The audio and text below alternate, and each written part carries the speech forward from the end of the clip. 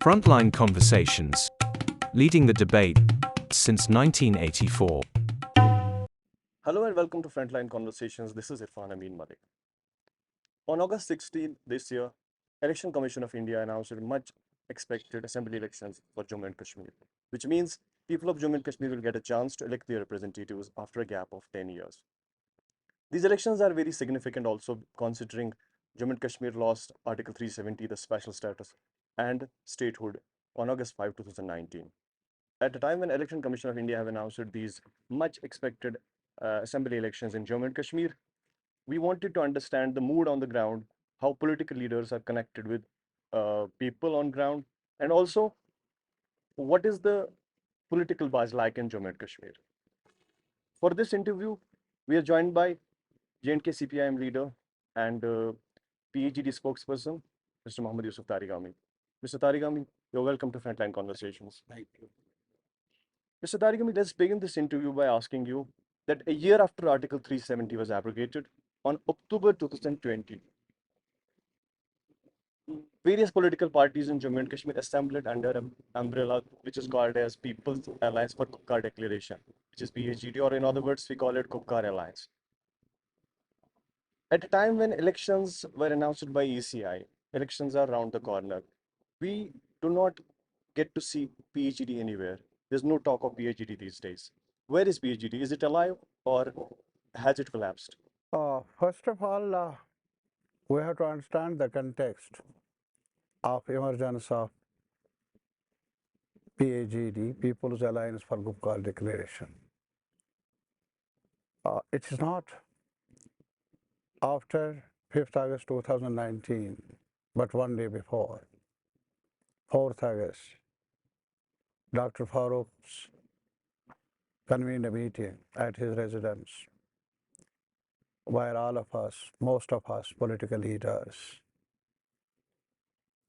participated in the deliberations because there were huge rumors around about abrogation, trifurcation, bifurcation, and all that. So finally, we agreed to issue a declaration and demanding from the government of India that these rumors have to be put an end to, and no attempt in any form whatsoever should be made to reduce the status, historical status, constitutional status of Jammu and Kashmir, or downgrade the historic state of Jammu and Kashmir in union territories. And also we appeal to the Prime Minister of India that whatever the decision government of India is likely to take regarding Jammu and Kashmir, it must be taken only after consulting the real stakeholders of the state itself.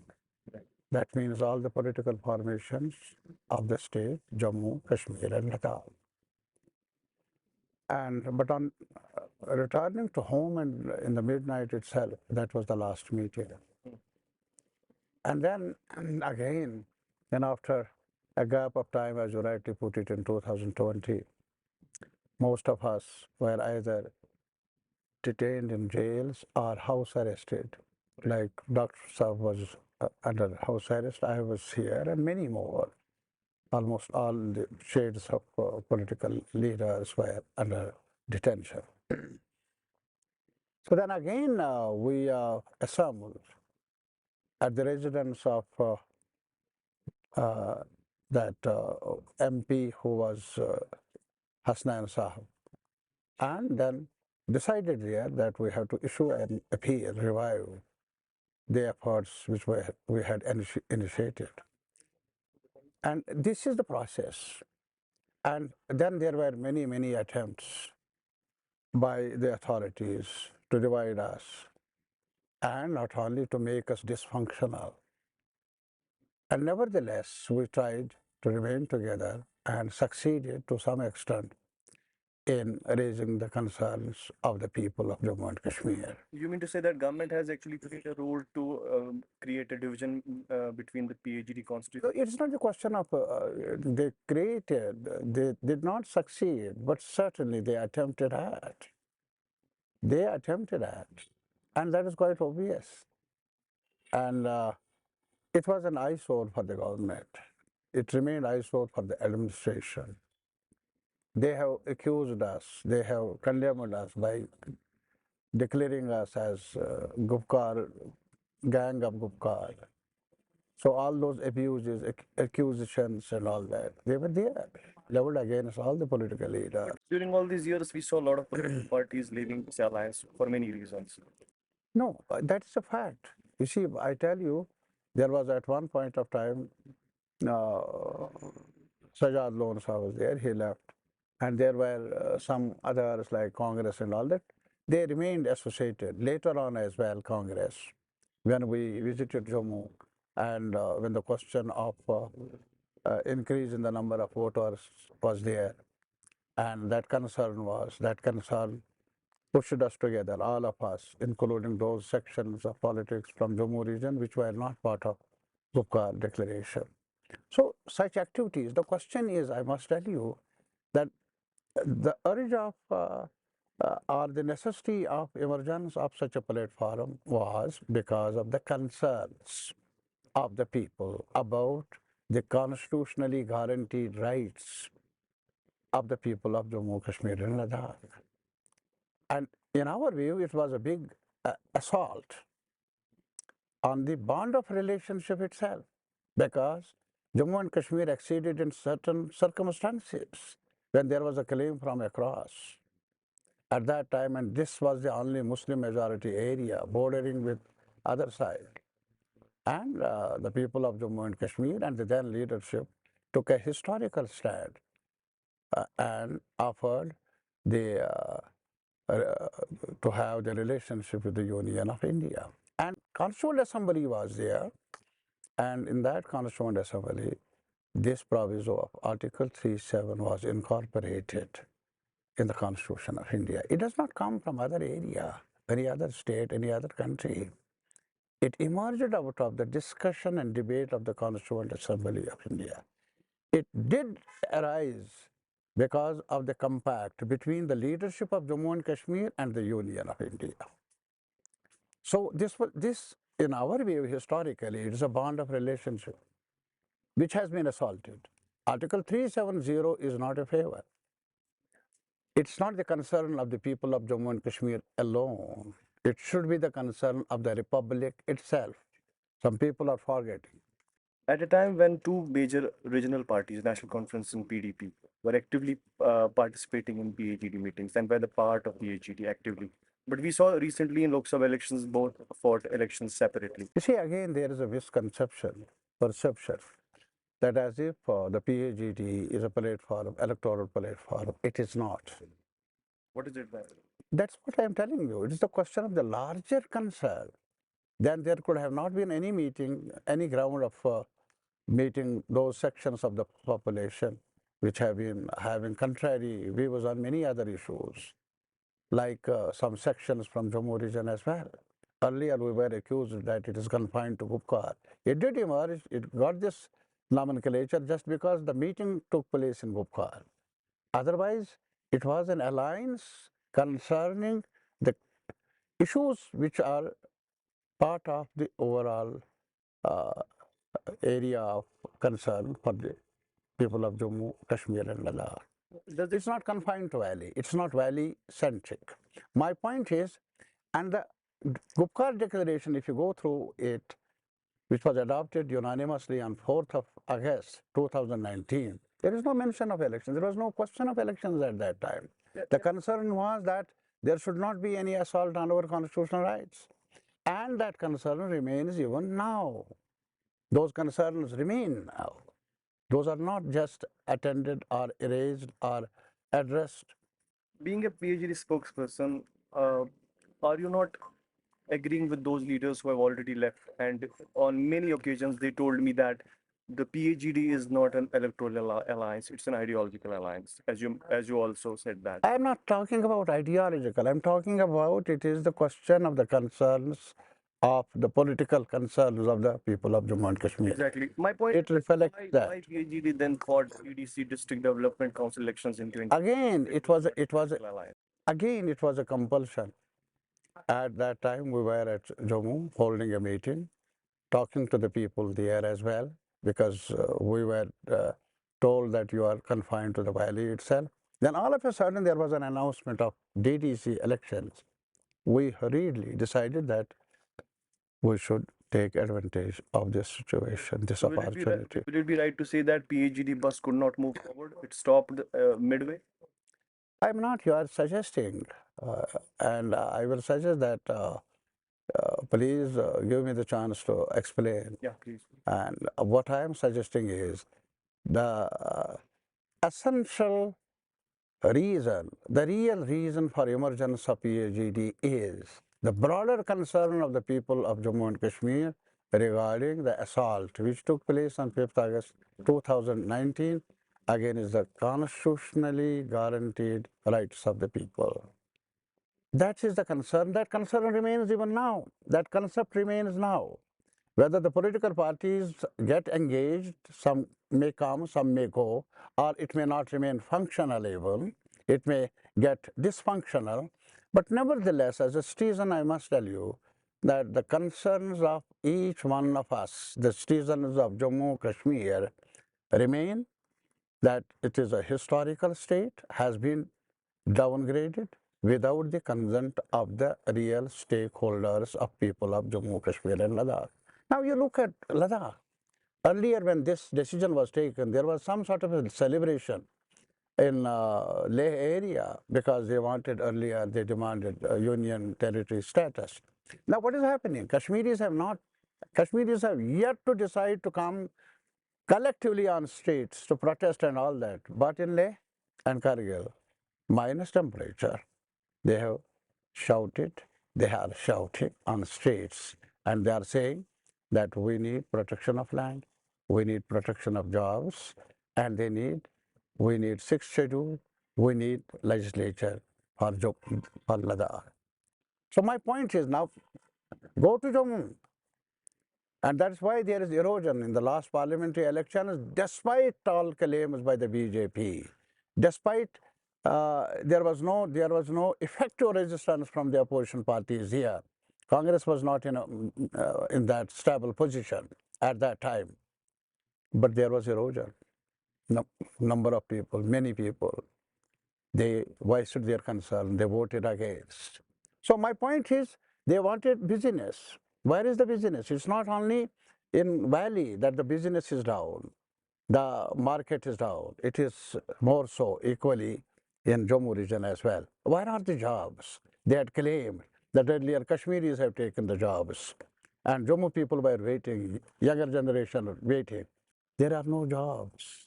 And whatever the jobs are there, now the gates are open for those who are outside the boundary of Jammu and Kashmir, which was earlier guaranteed by the Maharaja by issuing a notification in 1927 that no outsider should come to purchase land, no outsider should come to get employment here. This is what that demand emerged out of the concerns of the people of Jammu. And the notification was issued by not a popular government, by the ruler then, Maharaja Hari Singh. So my point is, now Jammu people are feeling the brunt of this whole process, which is highly undemocratic, highly anti-people, whether it is Kashmir, Jammu or Ladakh. Mr. Tarigami, let's come on assembly elections once again. We get to see recently, a few days back, NC Congress announced pre-poll alliance, but PDP was sidelined. A report suggests that Rahul Gandhi was keen to include PDP in India alliance, but NC refused that move. How do you see these? I have no idea about who approached whom, who was not involved and how it was not. India alliance member. No, it's not the question now. No, my point is not that. I as a concerned citizen, because you see, after a gap of years together, we don't have assembly. This is the only region in the whole of the country where there is no assembly since 2018. The last assembly elections held in this region is in 2014, 10 years gap. So denial of democratic rights, denial of the very basic rights of having our own assembly, even that is a concern for the whole population here. And why it has happened now? Why it was not happening? Because they were not getting very sure about the support which they wanted to engineer. They went for delimitation, added more seats to Jammu region, irrespective of the less number of population, and then they again nominated 5 more members, and nomination who will do it?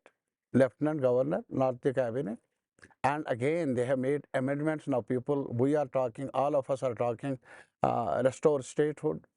Supreme Court of India has said, but instead of restoring statehood, the business rules have been amended. One more amendment has been moved in Reorganization Act itself, and downgrading the cabinet, downgrading the assembly, and empowering the unelected lieutenant governor.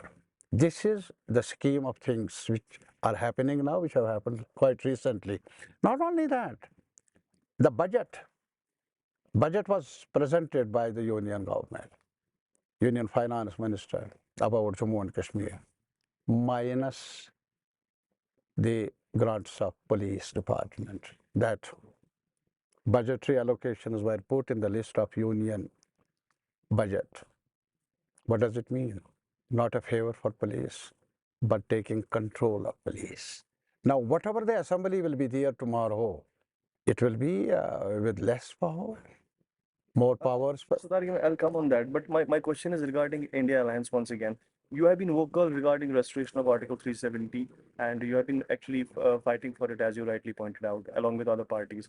But Congress, being in India Alliance, did not include Article 370 in their manifesto. No, you see, the Their question, clash with the I must tell you very frankly, well, you cannot just go with a fixed arrangement. This is not, you see, when we talk about the assembly election means what? As of today, there is BJP, which has denied this right for over a couple of years, despite the requirements and all that. And they did it now because of Supreme Court directions, and because there was no any option left for the government. That we must underline. This is a hard fact. Now, we are together. We have to be together. Not that everybody will be agreeing with my proposals, with my concerns. There may be disagreements as well. We have the population in Kashmir, we have the population in Jammu, and we have to carve out certain area of agreement where we can move together.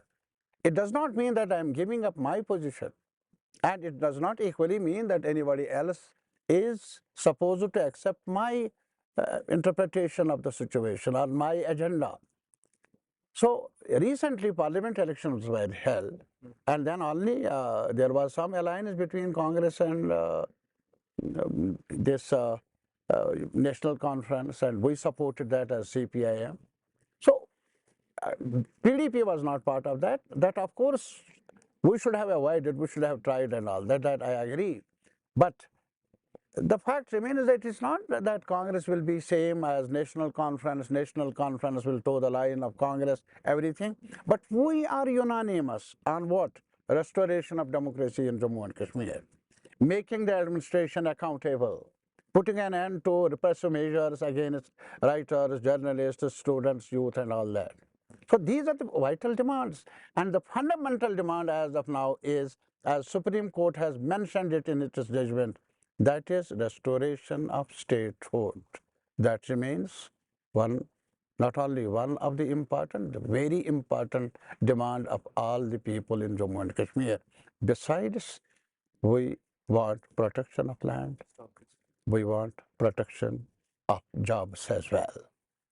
So these are important areas which have been identified, which must be identified by all those concerned people.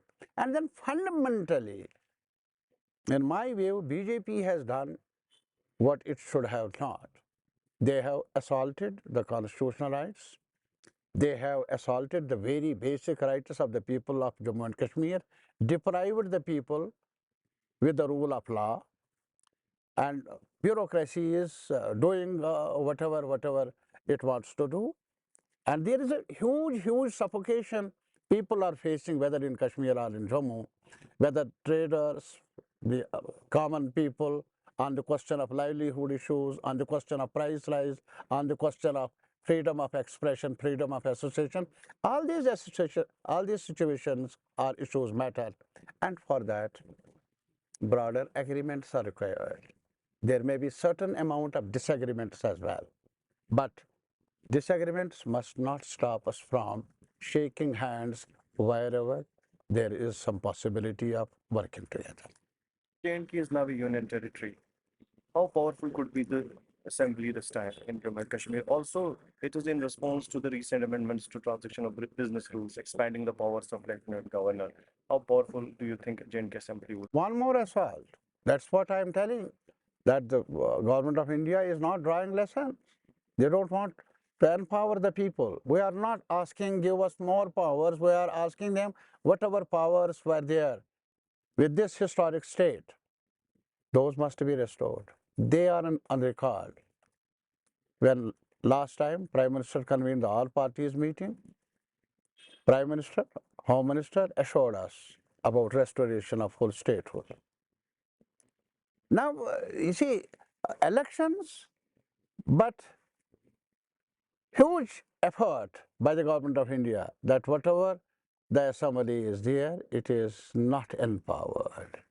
But nevertheless, why we are participating in such an exercise? Just because we don't have any option, people of Jammu and Kashmir, and that option must be, whatever the circumstances, must be utilized, and that debate and discussion which can be possible only in that house, I think that remains the requirement for all of us, and we will raise the voice. That's why this emergence of this alliance of secular parties, that is important in order to isolate BJP, because BJP is desperate to impose itself on the people of Jammu and Kashmir by hook or by crook. Is it also getting difficult for you to talk to people on ground, your workers? Are they motivated this time to vote, considering J&K is now a union territory, as you also agreed that there will be less? I don't think that they need to be convinced. They are learning through their own experience. They do understand that they don't have any option. They don't have any option to express themselves, any platform where they can express their concerns. So this is, in my view, an opportunity for the people, Jammu and Kashmir. We don't have any other option. That's why I appeal to the people in general, particularly you. They must come forward in good number and contribute in the process of isolating those who have undermined the very democratic rights, constitutional rights of the people of Jammu and Kashmir. After Election Commission of India announced these assembly elections, we saw political leaders switching sides, changing political parties. Do you foresee a potential fracture mandate this time again? BJP, as Jammu is their stronghold and they managed to win the seat from Jammu, and they always claim that Jammu is our stronghold. Our people are. And what about Kashmir? There are various parties fighting. They will try.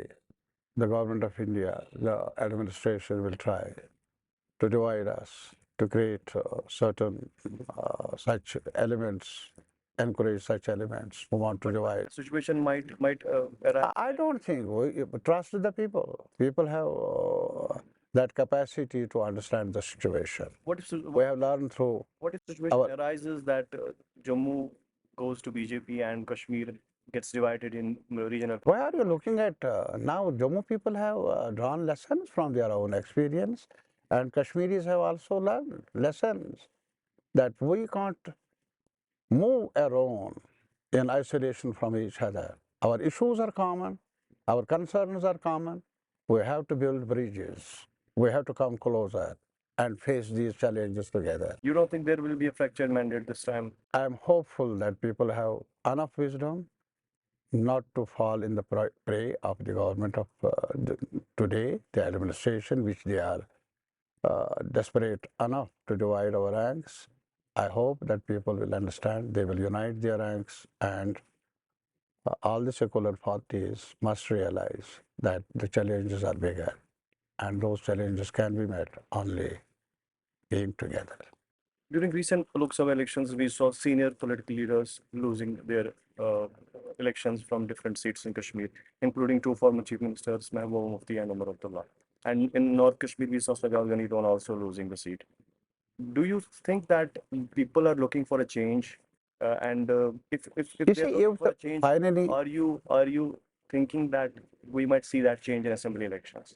no, the question is why are you predicting whatever happens? Wait for some days, 2 weeks' time is there, Recently, or Lok 1 Sabha week is elections there. have given us a result, Result- and former chief ministers have You see, anybody can lose the election.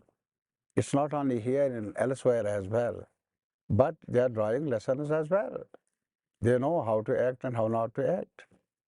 Might be they are drawing the lessons from the parliamentary elections as well.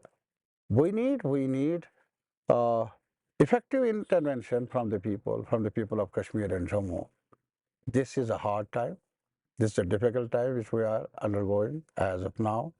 We must realize that we can't afford to get divided and remain isolated from each other. Jammu Kashmir must exercise their right of vote in an effective manner and defeat the designers of BJP, which is hell-bent to divide us and trample our democratic rights. That is their call. We must not allow them to do what they wanted to do.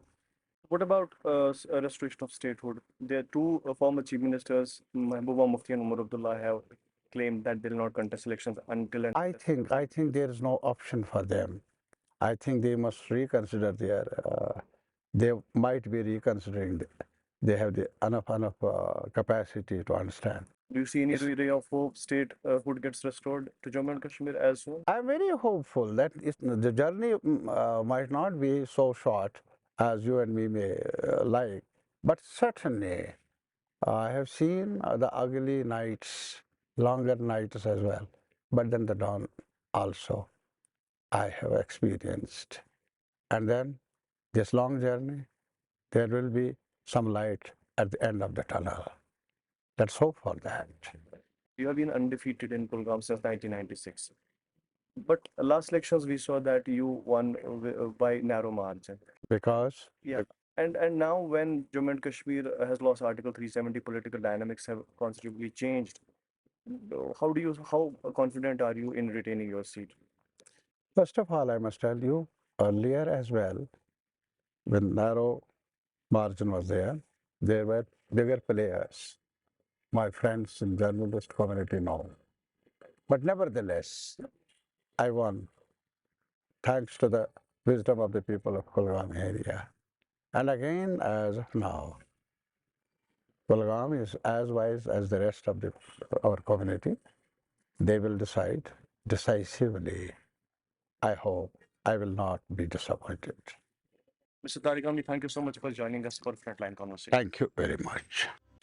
Frontline Conversations. Leading the debate since 1984.